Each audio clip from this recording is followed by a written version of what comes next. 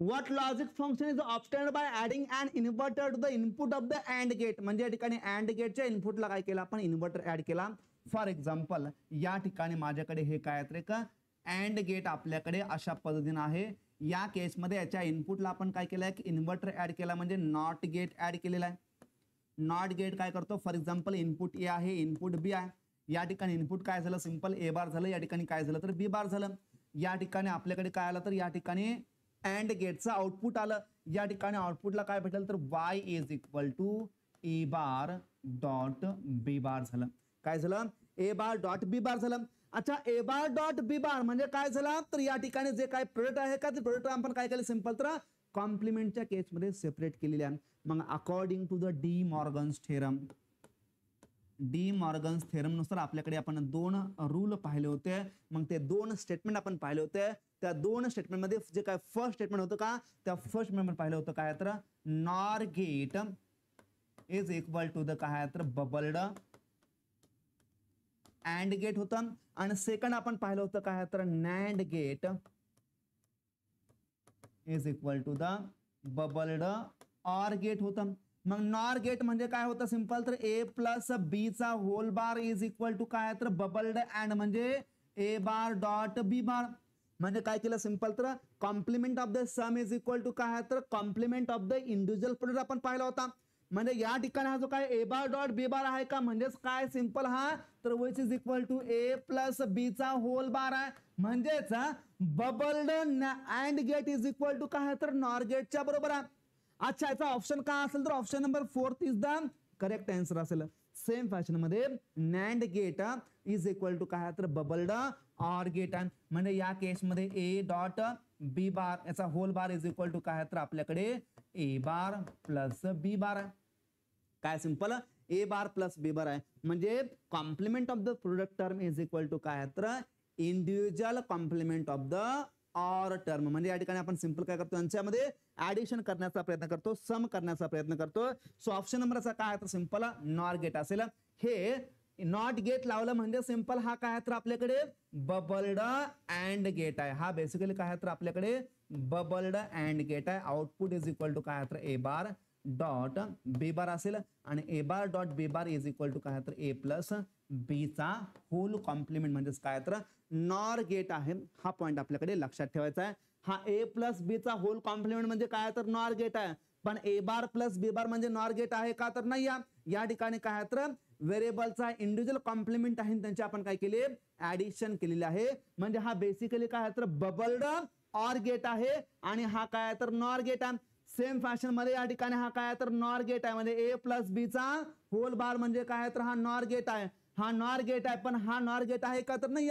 ए plus बी दोघांचा काय तर बार आहे म्हणजे हा बबल्ड ऑर गेट आहे. या गोष्टी लक्षात ठेवायच्या. या ठिकाणी ए डॉट बी म्हणजे काय तर हा बबल्ड अँड गेट आहे, पण त्याच केसमध्ये ए डॉट बी चा होल बार म्हणजे हा काय तर नॅन्ड गेट आहे. जर होल बार असेल तर तो काय असतो, एक नॅन्ड किंवा नॉर गेट असेल. पण जर इंडिव्हिज्युअल बार असेल आणि त्या ठिकाणी जर प्लस किंवा डॉट असेल तर काय असेल, तो प्लस असेल तर काय तर सिंपल बबल ऑर आणि डॉट असेल तर काय तर बबल्ड अँड गेट असेल. हे पॉइंट आपल्याकडे लक्षात ठेवायचे आहेत. नेक्स्ट आहे which of the following statement is a true. आता आपल्याकडे 4 स्टेटमेंट दिले, त्याच्यामध्ये फर्स्ट आहे NAND and NOR are the function of commutative and associative. अच्छा, आपण नॅन्ड आणि नॉर बद्दल डिस्कशन केलं होतं. NAND and NOR gate are the commutative in nature but not associative. मग या केसमध्ये फर्स्ट नंबर काय झाला, चुकी झाला. Second number both NAND and NOR are the neither commutative nor associative, असा आहे का तर नाही, म्हणजे हाय झाला काय तर गलत. थर्ड नंबरच्या केसमध्ये NAND and NOR function are associative आहेत का तर नाही, तर they are not associative. Fourth number NAND and NOR function are commutative but not associative. आपण एक स्टेटमेंट दिलं होतं काय तर NAND and NOR gate are commutative but not associative. Option number 4 is the काय तर क्वेश्चनचा correct answer. Which of the following operation is a commutative but not associative. आता सेम क्वेश्चन आहे, कोणते कम्युटेटिव्ह आहेत तर NAND and NOR are commutative but not associative आहेत. म्हणजे या ठिकाणी नॅन्ड गेट हा असोसिएटिव्ह आहे का तर नाही. सो ऑप्शन नंबर काय तर 4 इज द करेक्ट आन्सर असेल. बाकी सर्व या ठिकाणी काय आहे तर कम्युटेटिव्ह आहेत आणि असोसिएटिव्ह ही आहेत. Which are the following Boolean expression is incorrect. आता चुकीचे एक्सप्रेशन आपल्याकडे बेसिकली विचारलेलं आहे. फर्स्ट आहे, फर्स्टच्या केसमध्ये काय आहे तर A plus A bar B is equal to काय आहे तर ए बी. बरोबर आहे का तर बरोबर आहे ए प्लस बी. म्हणून असं सिंपल तर रिडंडंट लिटरल रूल नुसार हे बरोबर आहे. त्यानंतर A plus A B is equal to काय असतं ए च्या बरोबर असतं. हा कोणता लॉ आहे सिंपल तर ऍब्झॉर्प्शन लॉ आहे. व्हेरिएबलचा OR operation with the AND operation of variable and another variable is equal to काय तर that variable itself absorption law आहे. इथं तो काय दिलाय सिंपल तर A plus A B is equal to B दिलाय म्हणजे हा गेला. थर्ड नंबरच्या केसमध्ये A plus B dot A plus C is equal to A plus B C. बरोबर आहे का तर बरोबर आहे. कोणता लॉ आहे तर हा डिस्ट्रीब्युटिव्ह लॉ आहे. फोर्थ नंबरची केस आहे A plus B dot A plus B bar is equal to A. हे बरोबर आहे का तर हे बरोबर आहे. याला आपण सॉल्व्ह केलं का तर याला आपण सॉल्व्ह केलेलं आहे म्हणजे हेही काय तर आपल्याकडे सिंपल बरोबर आहे. याला आपण सॉल्व्ह केलं आहे. मल्टिप्लाय करायला सॉल्व्ह होईल म्हणजे हेही काय तर बरोबर आहे. कोणतं इनकरेक्ट आहे तर ऑप्शन नंबर सेकंड हे या ठिकाणचं काय तर इनकरेक्ट आहे म्हणजे सेकंड नंबर हेच काय तर करेक्ट आन्सर आहे. Which are the following Boolean expression is not true असं विचारलं म्हणजे वरील पैकी कोणत्या ठिकाणी ट्रू नाही असं विचारलेलं आहे. अच्छा A plus one is always equal to one हा काय तर आयडेंटिटी लॉ आहे. कोणाच्या केसमध्ये ऑर ऑपरेशनच्या केसमध्ये. आणि A plus one is equal to A म्हणतोय म्हणजे फर्स्टच या ठिकाणचं काय तर नॉट ट्रू आहे इनकरेक्ट आहे. ऑप्शन नंबर फर्स्ट काय तर आन्सर आहे. अच्छा A plus A dash is equal to काय तर ऑलवेज वनच्या बरोबर आहे. A dot one A dot A is equal to काय तर ए कोणता लॉ आहे सिंपल तर आयडेम्पोटेंट लॉ आहे. या ठिकाणी A dot A dash is equal to 0 हे बरोबर आहे का तर हे बरोबर आहे. ऑप्शन नंबर फर्स्ट काय तर आन्सर या ठिकाणी आहे. The minimum number of 2 input NAND gates required to implement 2 input XOR gate. आता आपल्याकडे विचारलं काय तर NAND गेट विचारलेलं आहे.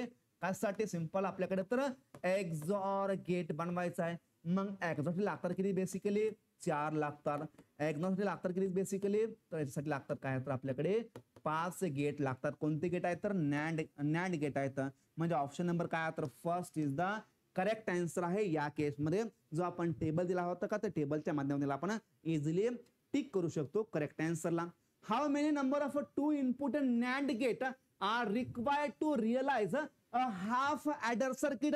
आता आपल्याकडे हाफ ॲडर बनवायचा. मग हाफ ॲडर असू द्या किंवा हाफ सबट्रॅक्टर असू द्या जे काय NAND आणि नॉर आहेत का NAND अँड नॉर चे हाफच्या केसमध्ये गरज किती आहे बेसिकली तर इज इक्वल टू 5. आणि फुलच्या केसमध्ये जर आपल्याकडे फुल ॲडर और सबट्रॅक्टर पाहिजे असेल तर काय करतात सिंपल आपल्याकडे 9 हे NAND और NAND गेट लागतील. म्हणजे 5 option number first is the correct answer असेल या केसमध्ये. म्हणजे अशा पद्धतीने आपल्याकडे जो काही बुलियन अल्जेब्रा आणि लॉजिक गेट आहे का याच्यावरती एक्झाम मध्ये क्वेश्चन एकाने विचारले जाऊ शकतात. आपण बुलियन अल्जेब्रा आणि लॉजिक गेट म्हणजे याच्यामध्ये असणारे व्हेरियस थेरम पाहिले जातात, व्हेरियस लॉज पाहिले जातात. हा काय तर महत्वाचा पार्ट आहे. मग याच्यामध्ये जे काय आपल्याला महत्वाचे रिझल्ट आहेत काही रिझल्ट आपल्याला लक्षात ठेवायचे आहेत. फॉर एक्झाम्पल आपण पाहिलं तर absorption law A plus A B is equal to काय तर ऑलवेज ए च्या बरोबर असेल. या केसमध्ये A plus A bar B is equal to काय तर ए प्लस बी हा काय तर रिडंडंट लिटरल रूल आहे. कोणाला आपण रिडंडंट केलं सिंपल तर या ए बारला रिडंडंट केलेला आहे. त्यानंतर आपण पाहिलं काय तर ए डॉट ए प्लस बी काय केलं सिंपल आपण ए डॉट ए प्लस बी केलं होतं. रिझल्ट सिंपल काय आला होता आपल्याकडे तर ए आला होता. या केसमध्ये ए डॉट ए बार प्लस बी केलं की या बी ला काय करा सिंपल रिडंडंट करा. आन्सर काय आला आपल्याकडे सिंपल तर ए बी हे काय येतं या केसमध्ये आन्सर येतंय. हा आहे ऍब्सॉर्प्शन लॉ आणि हा आहे कोणता लॉ सिंपल तर आपल्याकडे असणारा हा आहे रिडंडंट लिटरल रूलचा काय तर लॉ. अगेन आपण पाहिलं होतं A plus B C is equal to काय तर A plus B dot A plus C हा कोणता लॉ आहे तर डिस्ट्रीब्युटिव्ह लॉ. हा लॉ कोणता आहे बेसिकली तर डिस्ट्रीब्युटिव्ह लॉ आहे. याच लॉच्या पुढे जर आपण गेलो असं सिंपल तर A plus B dot A plus B चा बार इज इक्वल टू काय आहे तर ए च्या बरोबर आहे. याला आपण सॉल्व्ह केलं का तर सॉल्व्ह करून प्रूव्ह केलं. हा रिझल्ट काय आहे तर आपल्याकडे लक्षात ठेवायचा आहे. अगेन या केसमध्ये या गोष्टी काय तर आपल्याकडे महत्वाच्या आहेत, लक्षात ठेवायच्या आहेत. वेरियस लॉ कशा पद्धतीने आपण फॉलो करतो, कोणत्या लॉला फॉलो करतो याच्याबद्दल डिस्कशन केलं आहे. या ठिकाणी आपण थांबतोय. Thank you very much.